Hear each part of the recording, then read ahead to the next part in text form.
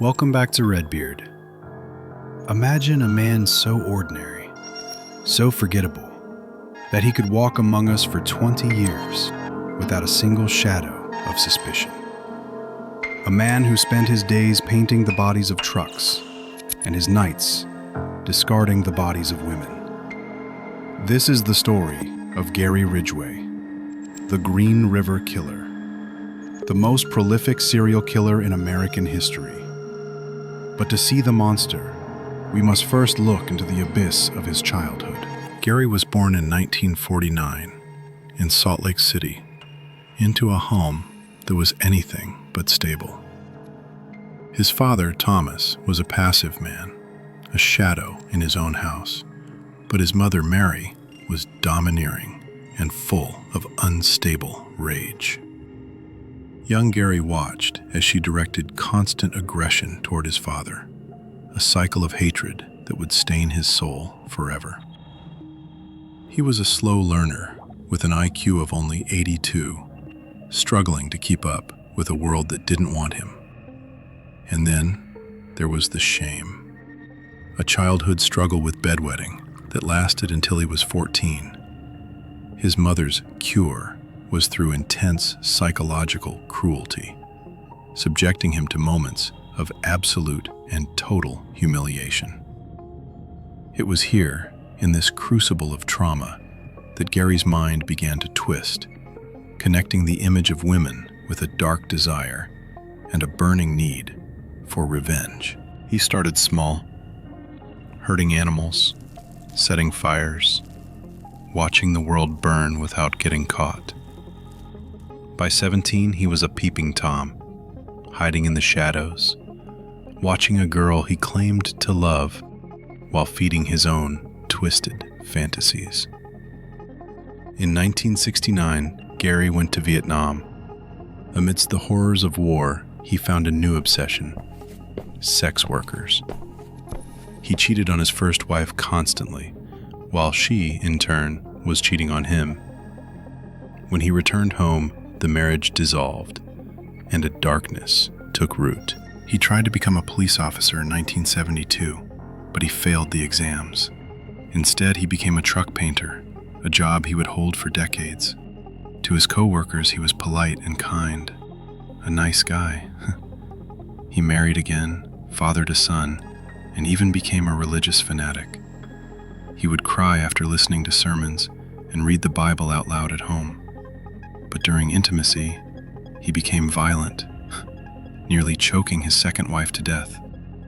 She finally left him in 1980, accusing him of constant harassment. Now, he was alone, roaming the crowded streets of Highway 99, a road teeming with life, and target-rich with the women he despised. Then, the summer of 1982 changed everything. On August 15th, a fisherman on the Green River saw what he thought was a mannequin floating in the water. As he tried to pull it in, he fell into the river, only to realize he was touching the cold, lifeless flesh of a woman. Terror took hold as he scrambled to the shore, stumbling upon a second body in the grass. By the time the police arrived, a third body was found in the reeds. The victims were young, some only 16 years old.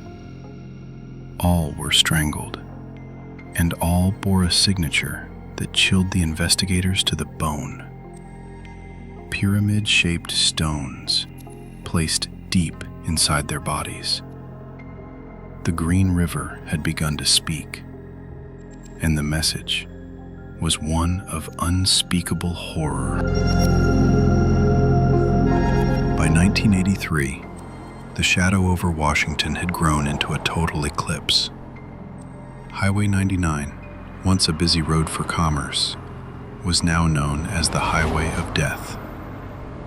Women were vanishing in broad daylight, only to be found months later in the mud of the Green River.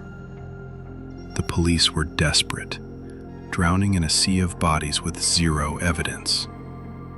a special task force was born, led by detectives Dave Reichert and Robert Keppel. But their enemy was a ghost, a man who left no fingerprints, no witnesses, and no mistakes. Then, they received a letter from the depths of death row. It was from Ted Bundy, the most famous serial killer in the world. Bundy told the detectives, "To catch a hunter, you must think like one." He predicted that the killer was returning to his victims to relive the glory of his crimes. This insight gave the police a terrifying new profile, but the monster was still one step ahead. On April 30th, 1983, Mary Malvard disappeared. But this time, the killer made a mistake. Mary's boyfriend had followed her. He saw her get into a dark truck. He followed that truck until it vanished. And later, he found it parked at a house. The police knocked on the door. A man named Gary Ridgway answered. He looked them in the eye. His voice was steady. His face was forgettable. He told the officers he didn't know Mary, and because he seemed so normal, they believed him. They let the most prolific killer in history walk right through their fingers. By 1987, the body count hit 40. Ridgway was still a suspect. The police finally raided his home. They took samples. They took hair. They even took his saliva. But the technology of the 80s was powerless against him. They couldn't prove a thing. Ridgway laughed in the shadows, and the task force was eventually disbanded. The world moved on. The bodies stopped appearing, and the Green River Killer became a cold case. For 20 years, Gary Ridgway lived a quiet life, a devoted husband, a hard worker. But the science of the future was about to catch up with the sins of the past. For 20 years, the Green River was silent. The families of the disappeared were left with nothing but hollow hearts and unanswered prayers. But while Gary Ridgway was living his normal life, a revolution was happening in the shadows of the laboratory. In 2001, Detective Dave Reichert decided to open the file one last time. He assembled a special team, 6 elite investigators determined to make the ghosts of the river speak. Technology had finally caught up to the monster. In 1987, the police had taken a saliva sample from Gary, and it had sat in an evidence locker, useless, for nearly 15 years. But now, using new forensic methods, scientists looked at microscopic sperm samples taken from the bodies of Opal Mills, Marcia Chapman, and Carol Christensen. The results were unmistakable. The DNA from the crime scenes of 1982 was a perfect match for Gary Ridgway. On November 30th, 2001, the ordinary life of the truck painter came to a crashing halt. The police raided his home and placed the handcuffs on the most prolific killer in American history. At first, he denied everything, his face a mask of cold indifference. The state wanted the death penalty. They wanted him to pay with his life for the terror he had sown. But in 2003, Gary Ridgway made a deal with the devil. To escape the executioner's needle, he agreed to lead the police to the remaining bodies and to confess to every single murder.